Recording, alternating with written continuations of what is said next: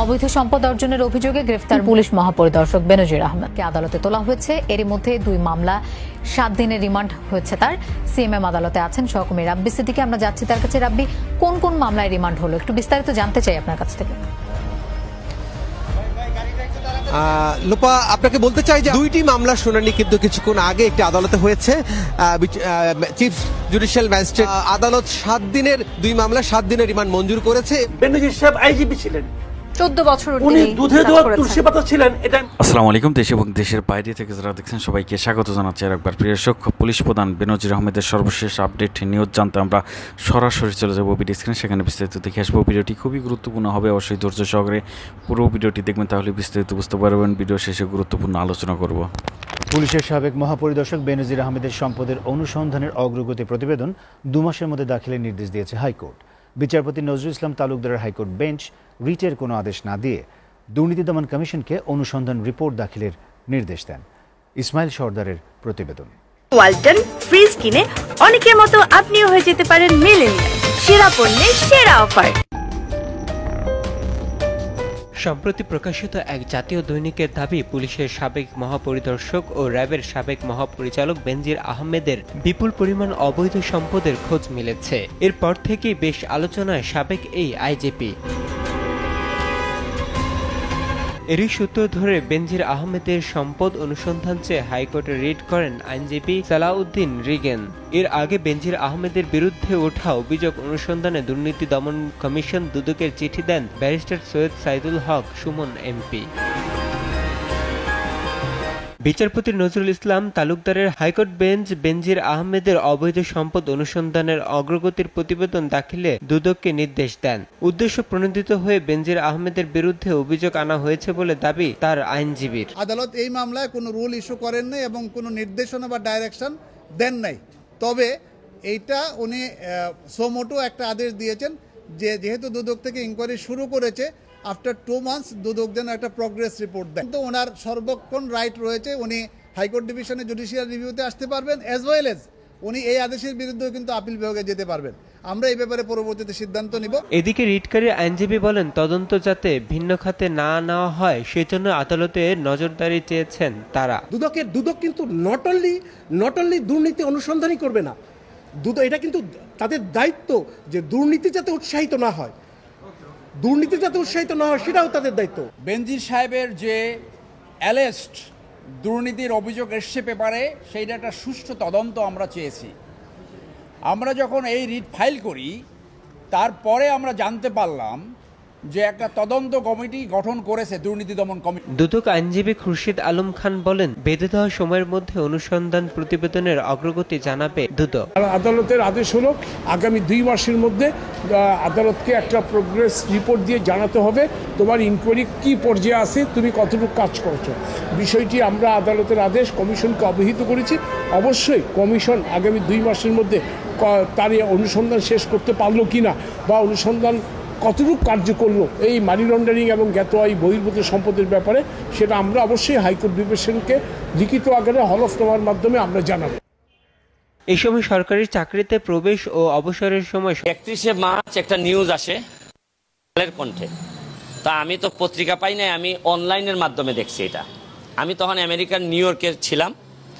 তো দেখলাম যে আমাদের যিনি সাবেক আইজিপি বেনজির আহমেদ, উনি বেশ কিছুদিন আমাদের এখানে সফলতার সাথে এই চাকরিতে ছিলেন।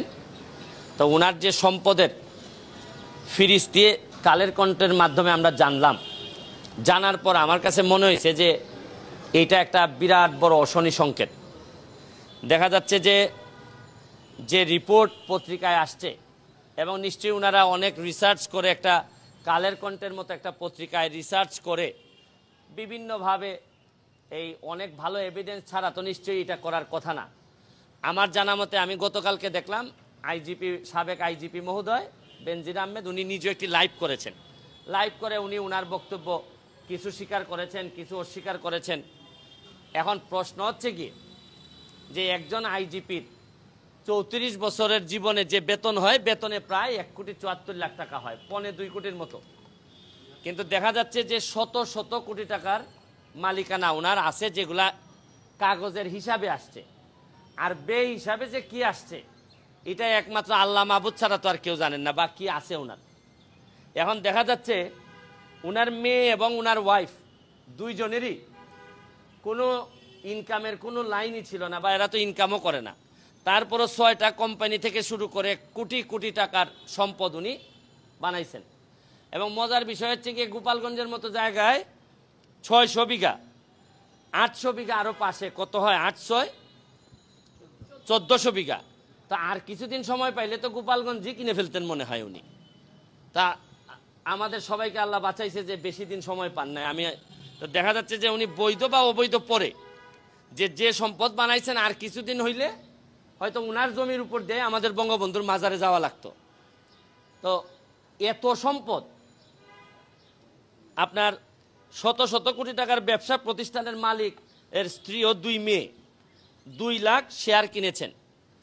তো রিসোর্টের জন্য এলজিডি আবার 7 কিলোমিটার রাস্তা ওনার করে দিছে।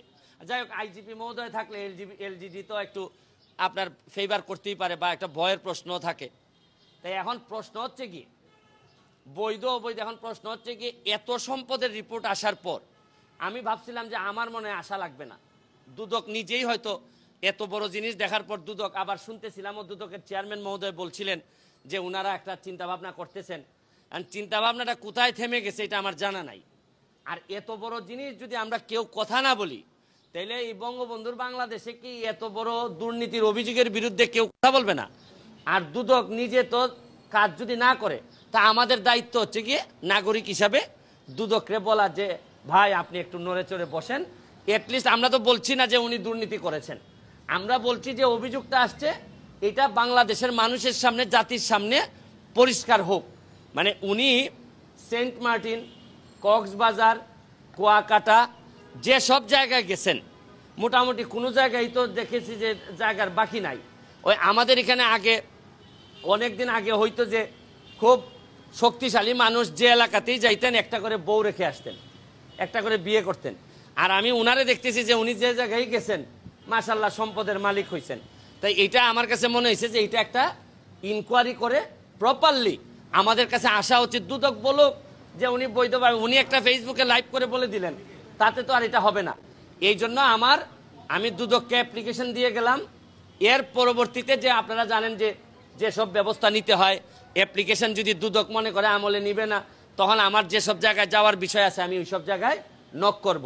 আমার প্রশ্ন হচ্ছে যে বঙ্গবন্ধু কন্যা জননেত্রী শেখ হাসিনার একটা মিশন হচ্ছে গিয়ে দুর্নীতির বিরুদ্ধে শহরে পুরো ভিডিওটি দেখেছেন এবং বুঝতে পারছেন যে পুলিশের সাবেক আইজিপি বেনজির আহমেদকে নিয়ে যে আলোচনা সমালোচনা হচ্ছে, টপ অফ দ্য কান্ট্রিতে বিষয়টি পরিণত হয়েছে। এবং আর এই যে বেনজির আহমেদের অঢেল সম্পত্তি, অর্থ সম্পদ, এই সম্পত্তিগুলো কোথা থেকে আসলো, এবং তিনি যখন চাকরিতে ছিলেন তখন এই সম্পত্তিগুলো করেছেন, মেয়ের নামে করেছেন, স্ত্রীর নামে করেছেন, নিজের নামে করেছেন, শত শত বিঘা সম্পত্তি করেছেন। অনেকের প্রশ্ন যে এই সম্পত্তিগুলো আসলে কোথায় পেল, এত টাকার উৎস তিনি কোথায় কীভাবে পেলেন, এই যে মানুষের মধ্যে একটি প্রশ্ন, একটু ধারণা চলে এসেছিল। এরপরে ব্যারিস্টার সাইদুল হক সুমন তিনি দুদককে জানায় যে কালের কণ্ঠে নিউজ হওয়ার পরে কেন আপনারা এই বিষয় নিয়ে তদন্ত করেননি। এরপর হাইকোর্ট থেকে কিন্তু দুদককে নির্দেশ দেওয়া হয়।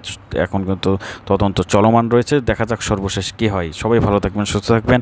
আজকের ভিডিওটি এখানে শেষ করছি। আসসালামু আলাইকুম।